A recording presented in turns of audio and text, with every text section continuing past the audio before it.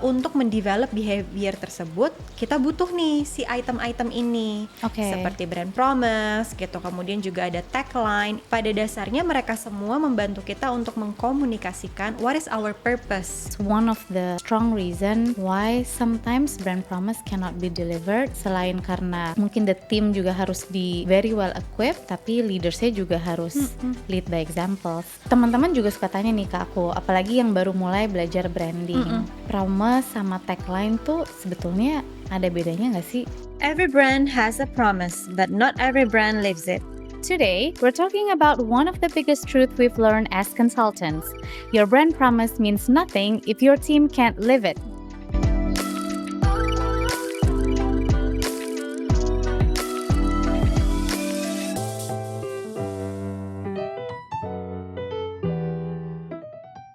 We're back. Hujan-hujan, sendu.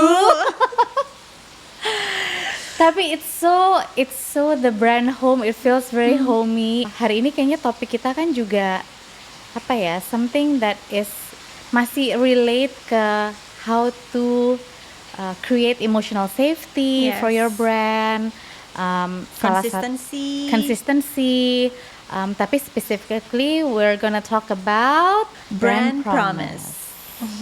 Memang brand promise ini menurutku menjadi satu istilah di dunia branding yang ketika a company, a brand itu tuh miliki, itu rasanya menjadi this beautiful jargon yang umumnya itu tuh mungkin ada di website, ada di kantor, kemudian juga mungkin dipampang di mana-mana di retail store-nya mereka gitu, atau di brand guideline pastinya gitu. Ada, betul.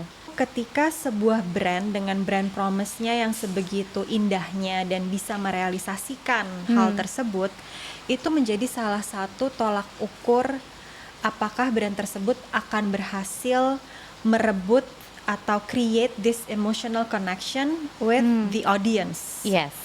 Ya nggak sih? Betul. Karena brand promise itu kan, kalau masih ada yang penasaran gitu, sebenarnya apa sih brand promise? The deeper meaning of a brand promise itu kan sebetulnya komitmen yang mau diberikan oleh brand itu ke, is it only ke customer? Enggak sih, pasti tentu juga harus dirasakan oleh internal, karena kalau enggak ya pasti kan mereka juga enggak akan ngerti gitu gimana caranya bisa mengkomunikasikan brand kita dengan baik. Tapi memang biasanya yang pertama yang harus bisa dideliver itu udah harga mati, itu adalah harus ke si customer sih. Kayak salah satu brand promise yang menurutku juga dekat di hati aku, dan mungkin juga aku sebagai customer sudah mengabuse brand promise tersebut itu adalah ketika Starbucks memiliki brand promise you're gonna love your drinks gitu. Your drinks will be perfect. Yes gitu. Karena aku sebetulnya salah satu customer yang kalau ke Starbucks itu yang banyak contengannya ya. Ini kurang ini, tambah ini diganti ini gitu kan.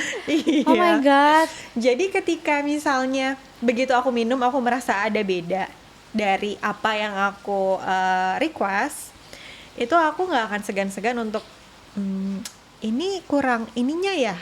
Dan mereka nggak perlu ngomong apapun, nggak perlu minta bukti atau apapun, biasanya akan langsung diganti sih. Atau sedikit membela diri, udah kok gitu, enggak ya? Sama sekali Never enggak. Ya? Jadi benar-benar itu adalah komitmen yang dideliver oleh si Starbucks ke aku sebagai customer, dan aku bisa dengan istilahnya apa ya, tagih langsung gitu, on the spot, tanpa harus upload bukti A, B, C, D gitu. Dan itu sebetulnya menurutku salah satu hal yang membuat aku sebagai customernya Starbucks merasa ya nggak apa-apa lah. Ada juga yang bilang tapi kayaknya rasa kopinya ini itu gitu. Tapi menurutku ya toh Starbucks akan bikin minuman sesuai dengan request aku gitu sebagai customer gitu. Jadi jatuhnya di aku sebagai customer, menu Starbucks ini hanya menjadi sebuah guideline. Oke, ternyata ada minuman ini, tapi aku bisa customize sesuai personalize mungkin. Betul. Berarti kan again ya, ini bukan endorse ya. This is like a real life experience, and it also happened to me meskipun contrenganku nggak sebanyak kamu. Tapi aku tuh contrengannya banyak banget, hanya ke spesifik satu menu itu sih. Jadi kalau aku lagi pengen banget menu itu. Nah itu contrengannya banyak banget tuh. Nah, berarti kan bisa dibilang sebetulnya the promise itu it's as real as how the team can deliver. Yes. Karena I'm sure the promise itself itu datangnya dari I don't know, mungkin like C-level meeting, Yeah. team meeting. Mhm. Jadi istilahnya itu dari office-nya lah gitu kan. Yuk kita creating a promise that we want to deliver this to our customer gitu. Tapi kan yang menjalankan, yang memberikan itu kan tim. Apalagi kalau kita ngomongin tentang retail space itu berarti the frontliners. Kalau misalkan itu nggak match berarti ya janjinya kosong dong. Ya betul, it's a broken promise at the end of the day gitu. Dan mungkin dan bahkan sebetulnya menurutku itu juga bisa menjadi salah satu pintu exit dari customer gitu. Jadinya mereka akan mungkin merasa berarti ini brandnya ngomong doang nih, atau ini hanya menjadi sebuah jargon Tong gitu. kosong lagi gitu ya. Gitu sih. Nah itu sebetulnya yang menarik yang kita mau bahas hari ini sih. Jadi it's very obvious that promise is delivered when the team can deliver gitu. Tapi pertama, kenapa ya banyak tim yang masih kesulitan nih mendeliver promise-promise yang diberikan oleh that brand gitu. Baik itu ya bicara yang pertama audiensnya tuh ke customer dulu atau ke klien dulu.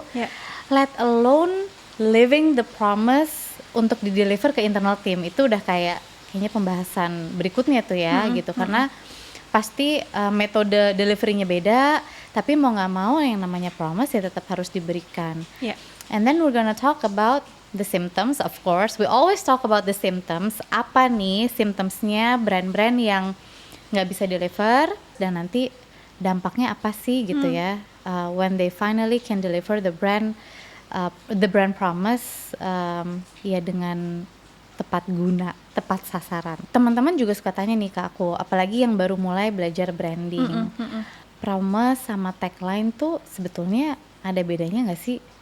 Apakah brand tagline itu sama dengan promise sama dengan tagline, dan sebagai brand owner gimana cara membedakan hal itu dan gimana cara membedakan delivery both itu ya, tagline sama promise? Oke, sebenarnya nggak bisa disalahkan juga sih ketika ada atau banyak teman-teman di luar sana yang rasanya jadi bingung gitu, karena kesannya kok jadinya banyak banget ya. Kemarin ini kita sempat ngomongin tentang brand purpose, terus abis itu juga ada brand tagline, ada belum brand lagi kalau promise. brand promise tuh harus diucapin langsung nggak sih ke customer gitu. Makanya itu yang akhirnya membuat banyak teman-teman tuh bingung. Jadi tagline tuh apa gitu? Sama apa beda sih gitu? Tapi sebenarnya yang harus kita pahami bersama ini, regardless nanti apakah sebagai brand owners kita memilih untuk mempunyai hal tersebut atau enggak ya gitu. Tapi karena itu tetap pilihan ya. Iya, itu adalah sebuah Not every brand have tagline atau not every brand have promise yang disampaikan gitu. Betul. Ya. Tapi yang harus kita samakan persepsinya ini adalah apapun yang menjadi items itu adalah salah satu cara untuk kita bisa membuat dan membangun sebuah brand yang kuat gitu. Kemarin di episode yang lalu kan sebetulnya kita juga udah sempat membahas bahwa brand itu tuh sebenarnya bukan konsistensi itu bukan hanya dari sisi visual aja gitu. Ada second layernya, which is adalah the behavior. Nah, untuk mendevelop behavior tersebut kita butuh nih si item-item ini, seperti brand promise gitu, kemudian juga ada tagline yang mana sebetulnya mungkin kalau kita lihat secara kasat mata gitu ya, pada dasarnya mereka semua membantu kita untuk mengkomunikasikan what is our purpose gitu. Bisa dikomunikasikan lewat brand tagline, bisa dikomunikasikan lewat brand promise. Tapi biasanya kan tagline itu adalah suatu pesan yang singkat dan juga catchy, yang sebetulnya itu adalah sesuatu yang berkaitan erat dengan apa sih yang lagi mau kita kampanyekan gitu, untuk certain period of time. Sedangkan kalau promise tuh more like commitment gitu ya. It's more tangible, sesuatu yang bisa ditagih langsung. Mau itu kita ucapkan ke customer gitu ya, ada di mana-mana, atau bahkan sebetulnya it's just our commitment di dalam yang memang harus betul-betul bisa terlihat gitu sama customer gitu. I see. Jadi sebetulnya kalau brand promise itu artinya the whole internal team tuh harus well equipped secara ya entah technically, operational, mungkin secara mental juga gitu ya, bahwa mereka nih bisa mendeliver komitmen ini. Whereas tagline itu apa yang sebuah brand mau sampaikan. It can also be a promise. It can be just a simple describing what they do as a company gitu juga bisa ya. Tapi it's not interchangeable. Yes gitu. Dan kadang-kadang kan tagline pun juga sifatnya bisa sangatlah emosional, betul, bisa tangible gitu. Tergantung dari sebetulnya dalam that certain period of time apa sih yang lagi ingin kita sampaikan ke customer kita gitu. Dan sedangkan kalau brand promise yang tadi sempat kamu mention juga, it needs to be something that is more tangible. Dari tim internalnya pun juga harus punya komitmen gitu untuk dan bisa terukur ya. Betul, untuk bisa mendeliver itu. That's why tadi di awal aku bilang sebenarnya brand promise itu nggak cuma untuk customer gitu, tapi juga untuk internal, karena sebetulnya yang harus bisa melakukan itu adalah si internal dulu nih gitu. Aku jadi kepikiran, kenapa misalnya masih ada beberapa tim internal misalkan yang punya kesulitan untuk deliver the brand promise gitu. Bisa jadi karena pertama mereka mungkin nggak terlalu paham ya. Betul. Makna promise ini apa. Dan maknanya kurang paham, dan bisa juga udah paham tapi don't know how. Betul. Karena ya itu tadi sih, membuild satu brand yang kuat itu tuh seems like itu a simple things gitu ya, consistency gitu, kayak visually bisa istilahnya attracting a customer gitu. Tapi sebetulnya untuk betul-betul bisa menciptakan brand yang kuat, ternyata tuh elemen di dalamnya tuh banyak banget macam gitu. bawang. Betul. Nah makanya karena mungkin banyak yang punya pemahaman yang berbeda-beda gitu, atau bahkan ada yang juga belum betul-betul paham kalau ternyata ada ya second layernya, ada ya third layernya. And it goes on terus gitu ya. Betul. Jadinya ya memang mungkin ya perusahaan besar kan biasanya mereka akan kontak brand consultant gitu, terus mereka udah punya nih, udah dikasih gitu satu this is the brief. Yes, dan juga pada akhirnya menciptakan banyak tuh si jargon-jargon itu, ada essence, ada values, ada promise, ada tagline. Tapi udah sampai di situ aja gitu. Jadi mereka juga nggak tahu ini tuh sebetulnya harus diapain sih. Ini tuh akan meng-guide apa sih dalam kehidupan mereka sehari-hari gitu. Dan bener yang tadi kamu bilang gitu, kadang-kadang mungkin brand promise ini terjadi pada saat meeting C-level gitu. Mereka misalnya mendefinisikan our promise is to care our customer gitu. Tapi kan care kita peduli dengan customer itu juga pendefinisiannya kan pasti berbeda macam-macam. Setiap orang. Betul. Berbeda setiap brand leaders within the company. Betul. Jadi itu harus didefinisikan bersama tuh ya. Jadi pedulinya si brand A ini tuh maksudnya kayak apa sih, sejauh apa sih gitu. Nah itu yang menurutku berdasarkan pengalaman kita juga ya gitu, ketika kita handle klien, kadang-kadang itu yang belum terdefinisikan. That's why makanya ketika kita engage sama klien kan juga kebanyakan mungkin ternyata masalahnya bukan di visual gitu, masalahnya salah satunya adalah ya ini tadi gitu, belum terdefinisikan. Mereka bilang mereka caring atau mereka bilang mereka premium let's say, tapi caring dan premiumnya ini tuh untuk si brand tersebut itu tuh seperti maknanya apa sih gitu. Atau kemarin ada klien kita yang wants to portray atau promise a joyful experience gitu ya. Even when you go to a clinic, you're gonna feel a dental clinic, you're gonna feel that joyful experience gitu. Nah itu kan kalau tidak diterjemahkan, people gonna think that it's so far-fetched. Why you're going to a dental clinic and you feel joyful gitu. Yang ada ke dental clinic biasanya kalau nggak deg-degan, takut, terus aduh gue harus bayar berapa Iya, nih gitu kan. Makanya salah satu penurunannya itu kan pricing transparency is very very crucial so that people don't go out from that clinic feeling kok segini tanpa tahu gitu. So Iya. everything is transparent dan memang nggak bisa hanya dilakukan oleh either top managementnya aja atau hanya satu divisi tertentu. Dan Iya. ini yang sering kita temui juga sih Grace, kayak kita punya satu promise nih, tapi yang diajak diskusi untuk quote and quote rebranding ini dengan this new promise itu hanya tim Korkom atau Iya. tim Markom aja gitu. Mentok-mentok tuh HR karena itu pun sering kita push, ayo ajak tim HR-nya gitu.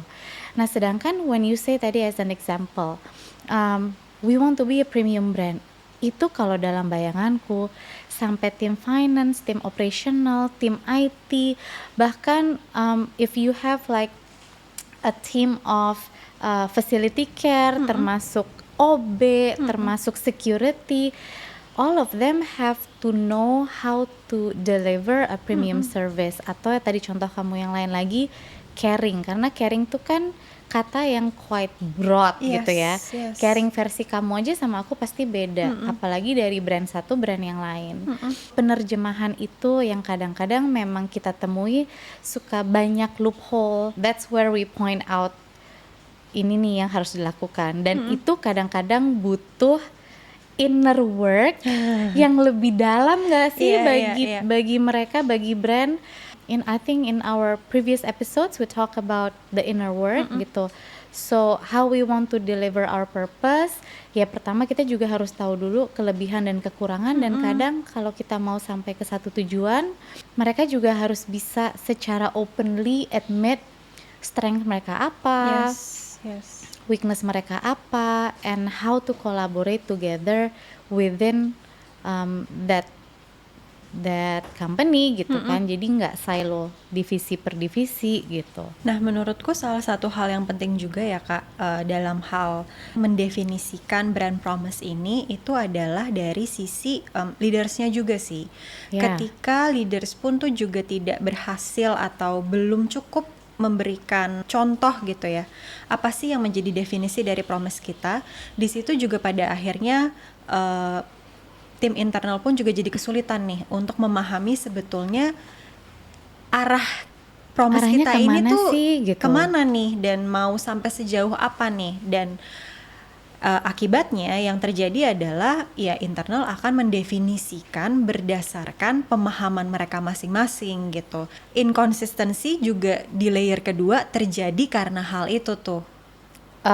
Itu cikal bakal ya. Betul. Cikal bakal. If you mention that you're in the happiest place on earth, tapi terus leadersnya marah-marah mulu, bagaimana itu jadinya kan? Iya. Dan akhirnya ya semua mungkin training, self development yang udah diberikan ke tim pun ya jadi kayak kandas begitu aja. Betul. So I think that's one of the strong reason why sometimes brand promise cannot be delivered. Selain karena mungkin the team juga harus di very well equipped, tapi leadersnya juga harus lead by examples. Dan di sini brand leaders itu bukan hanya artinya C-level atau top management ya, itu yang sempat kita mention cukup sering sih. Yeah. Brand leaders tuh everyone that have a team, mau itu cuma satu orang, mau itu satu whole division gitu, tapi if he or she's a leader, gimana caranya kita bisa ya mendeliver the brand promise, ya itu udah jatuhnya brand leaders yang punya tanggung jawab gitu kan. What are the symptoms? Tadi kamu bilang disitulah konsistensi itu akan mulai makin lama makin menghilang. Ketika misalnya dari leadersnya sendiri atau dari timnya juga don't know how to deliver the promise, tapi dampaknya apa yang dirasakan oleh customer dan symptoms awalnya tuh apa aja sih? Kalau misalnya symptoms, menurutku kalau kita mau mengevaluasi gitu ya, memang biasanya yang paling mudah untuk dijadikan bahan evaluasi itu adalah segala touch point. Masih Oke. ingat touch point? Touch point. Touch point yang memang bersentuhan langsung dengan customer gitu, the customer facing touch points. Jadi itu ini pertama ya, Iya. tes pertama lah, Betul. audit pertama. Oke. Betul, dan mungkin untuk aku bisa memberikan contoh yang lebih mudah gitu ya, mungkin teman-teman juga kan kayaknya para viewers gitu, beberapa yang komen mereka adalah small business owners. Oke. Mungkin awalnya juga kayak bingung gitu, kita nih bisnisnya masih kecil nih, gimana ya caranya supaya kita tahu gitu, karena kan mungkin bukan kayak brand-brand besar yang mungkin cabangnya udah banyak, sistem customer service-nya juga mungkin udah rapi Atau dan lain timnya udah sebagainya. benar-benar komprehensif ya, Iya. bisa ngejagain setiap touch point satu-satu gitu Iya. kan. Cara yang paling mudah itu adalah coba kita lihat dulu kira-kira nih kondisi, mungkin aku contohinnya coba misalnya kayak kita punya nail salon nih. Oke. Banyak nggak sih customer yang tiba-tiba maunya itu tuh cuma sama satu terapis aja? Iya. Nah, kenapa itu bisa terjadi? Bahkan ketika make nggak usah nail salon, any kind of salon, Betul. massage, fisioterapi, pokoknya maunya sama si mbak ini ya. Kalau Iya. lagi nggak ada ya ganti hari bahkan. Nah, itu dia. So it's not the brand, it's the mbak. Betul. Aku maunya sama kan yang jadinya itu. sedih dong, kayak oh berarti nanti kalau misalnya si terapis ini tiba-tiba dia ciao, terus habis itu dia pindah ke salon lain, ya udah ikut semua dong. Ikut. Nah, itu yang menurutku harus menjadi salah satu tolak ukur pertama nih gitu. Oke. Jangan sampai itu terjadi, karena seharusnya behavior si terapis yang digandrungi oleh si customer ini itu seharusnya termultiple nih ke terapis-terapis yang lain, karena seharusnya standarisasi itu kan sama gitu, mau dia pakai terapis A, B, C, itu tuh seharusnya bisa men-treat pelanggan dengan cara yang sama, dengan keahlian yang sama, dengan behavior yang sama gitu. Nah, itu yang menurutku mungkin sebagai brand owners bisa coba kita evaluasi dulu gitu. Terus juga mungkin misalnya ada teman-teman yang punya atau ambil franchise gitu untuk F&B gitu kan, sekarang juga banyak nih gitu. Kok kayaknya di cabang A itu tuh rame banget, tapi ketika mereka buka di daerah ini, meskipun pasti kan juga banyak faktor ya gitu, tapi kalau misalnya ternyata jaraknya berdekatan tapi orang lebih pilihnya itu tuh di cabang yang A gitu instead of cabang yang B, nah itu juga udah mulai menjadi tanda-tanda ada apa nih. Apakah ternyata ada mungkin perilaku customer facing yang juga kayaknya nggak sama gitu, atau udah mulai drift apart, environmentalnya beda sedikit gitu, ada sedikit ketidaknyamanan mungkin. Betul. Nah, itu menurutku bisa menjadi salah satu symptoms juga yang bisa kita pelajari gitu. Itu kita alamin atau enggak nih gitu. Kalau seandainya ternyata setelah kita evaluasi, wah kayaknya di bisnis gue begini nih gitu. Nah, mungkin harus melakukan alignment dari sisi behavior itu. Karena berarti kalau ada simptom-simptom seperti itu, akibatnya adalah pengalaman customer jadi nggak safe gitu kan. We talk about consistency gives an emotional safety gitu. Jadi mungkin mereka masuk ke brand, berinteraksi dengan brand tersebut tuh dengan dak-dikduk, will I get the same treatment, will I experience the same thing gitu.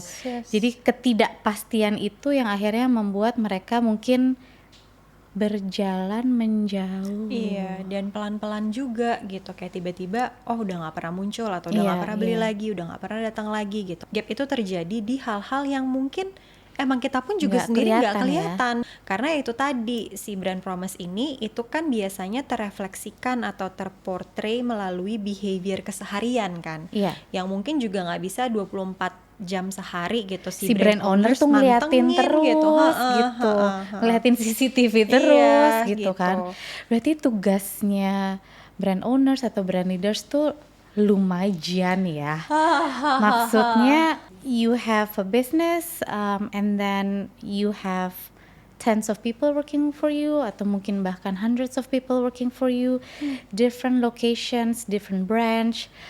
How to even make sure they first they understand the meaning of the promise, kemudian equip everybody.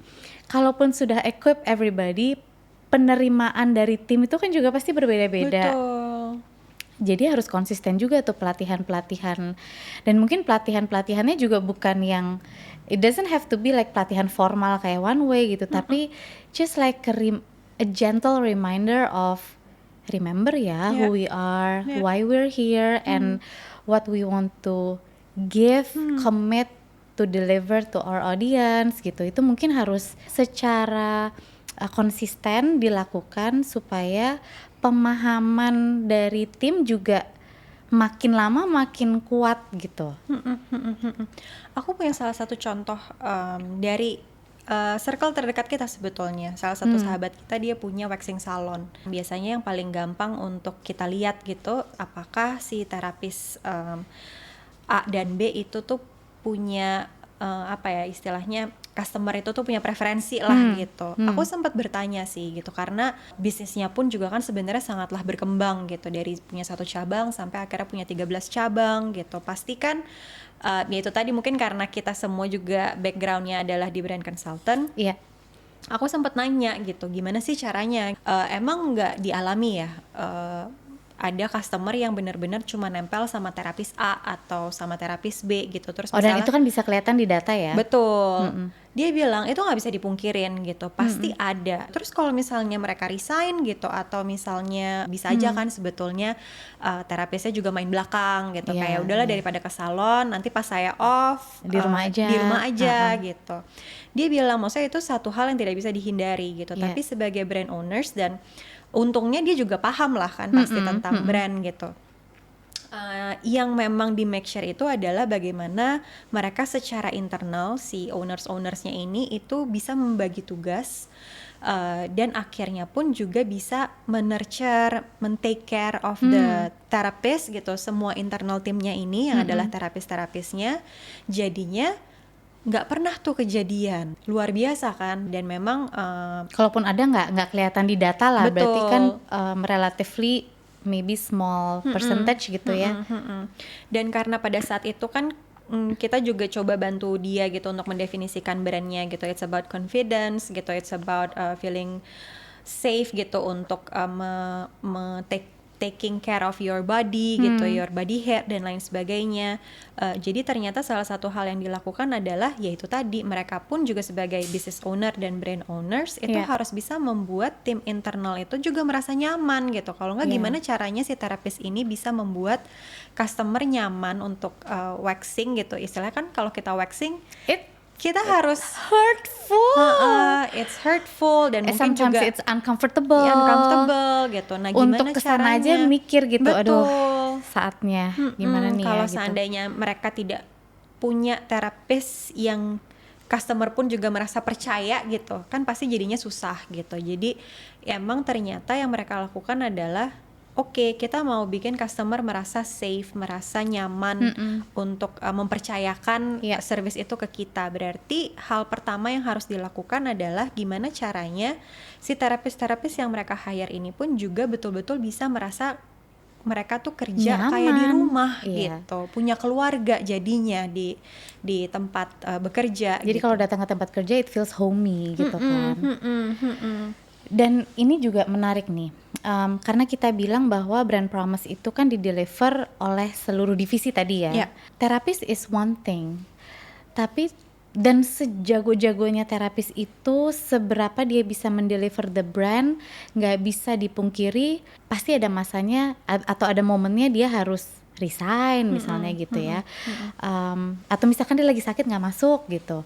Nah tapi hal yang bisa membuat customer itu stay is not only that element which is the therapist, tapi juga once kita merepresent sesuatu, mau itu service, produk yang kita komunikasikan ke customer kita, itu artinya kita create a brand. Apakah itu dalam satu organisasi ataupun kita sebagai seorang diri. Making sure your team is well equipped ketika ada pressure, itu juga part of how the brand berkomitmen untuk delivering the promise. Aku pengen bahas yang seremnya dari kalau the brand doesn't live the promise.